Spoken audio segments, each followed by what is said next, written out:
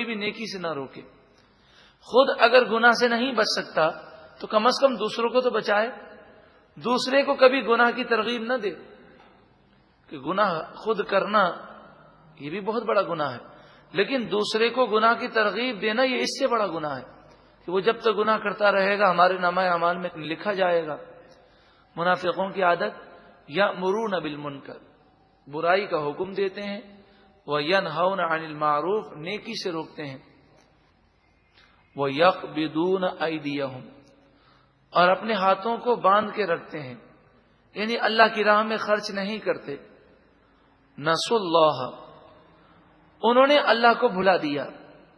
فنسیہم، پس اللہ نے انہیں اپنے عذاب میں چھوڑ دیا. اب ان کے لیے اللہ کا دردناک عذاب ہے. ان المنافقین، بے شک منافقین، ہم